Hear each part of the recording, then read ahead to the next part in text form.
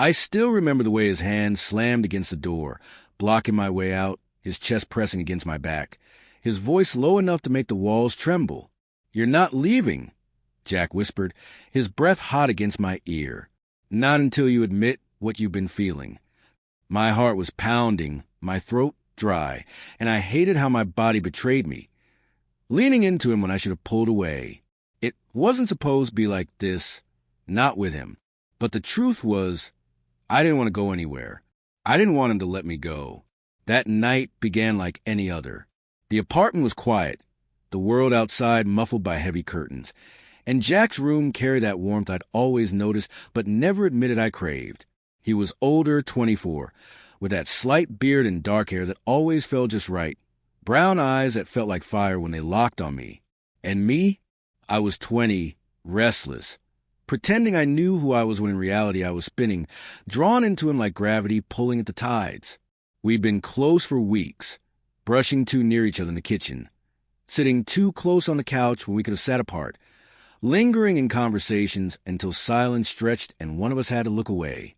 I told myself it was harmless, just tension, just curiosity. But in Jack's room, with his door closed, harmless didn't exist. It started small, his hand grazing mine when he passed me his phone, a laugh too low, his shoulder pressing against mine when he leaned in. I kept telling myself I'd leave soon, that it was getting late. But every time I moved to stand, he pulled me back with nothing more than a look. Then it happened, my half step toward the door, his sudden move, the way his arm reached out and pressed against the wood, trapping me without touching me. I froze, caught between panic and something far more dangerous. He was close enough that I could feel the heat radiating from his body, close enough that my pulse stumbled, racing against my ribs like it wanted to leap into his hand. "You keep running," he murmured, his voice low and sure. "But I see the way you look at me." "I don't," I whispered back, but even I didn't believe it. My voice shook, and Jack's lips curved in a half-smile that knew too much. "You do," he said, "and I'm done pretending you don't." My knees felt weak, and I hated that I couldn't step away. I hated that the door was there but useless, because the truth was, I didn't want freedom, I wanted him. Jack leaned closer, not kissing me, not yet, just let his breath tease across my skin until every nerve was screaming. Time felt strange in that moment. The world outside ceased to exist. There was only Jack's room, his hand blocking the door, his presence swallowing me whole. When he finally touched me, fingers curling gently around my wrist, it wasn't forceful. It was deliberate, slow, almost tender, but it burned hotter than anything I'd ever felt. He turned me to face him, and when our eyes met, I saw something in him I'd never dared imagine. Hunger, yes, but also restraint, patience stretched to its breaking point. "So you don't want this," Jack said, his voice rough. "Say it, and I'll let you walk out." But I couldn't. My mouth opened, but no sound came.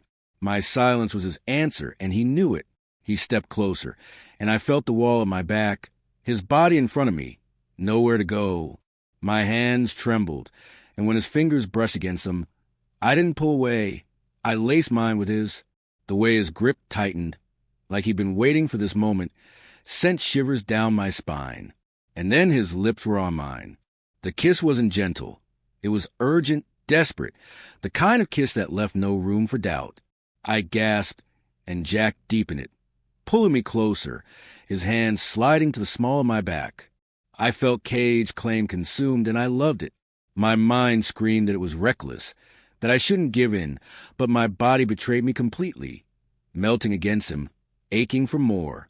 When we finally broke apart, my chest heaving, Jack pressed his forehead to mine. "You're mine," he whispered, not asking, not questioning, but stating a truth that felt carved into my skin. The night unraveled from there, slow and fast all at once. Every touch lingered. Every breath was heavy.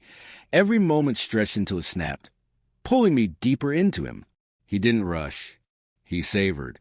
Fingers brushing along my jaw, lips trailing to the corner of my mouth, his voice threading through the air like smoke. I didn't leave. I didn't want to. The room felt alive with heat, shadows flickering across the walls as if the fire between us had spread, burning away every excuse I'd ever told myself. I gave in, Not because he demanded it, but because I'd already surrendered long before his door closed. Jack guided me gently, his patience as intoxicating as his hunger. There was boldness in the way he held me, but there was care too, an unspoken promise in every movement. He wasn't just taking. He was giving, pulling me into something that felt bigger than the two of us. The hours blurred. I lost track of time, of reason, of everything but him. My senses drowned in the way he tasted, the way his voice broke when I touched him back, the way he whispered my name like it was both confession and a prayer.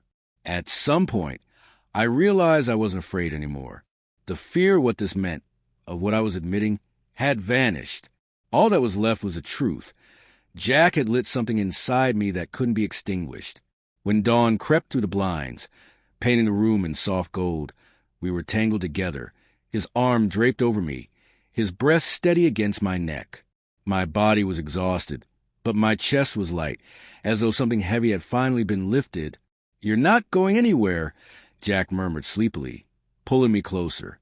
And for once, I didn't argue. I didn't want to. I knew the world outside would come crashing back, with questions and complications and fears. But in that moment, in his room, none of it mattered, because he hadn't just kept me from leaving. He'd made me stay in the only place I truly wanted to be.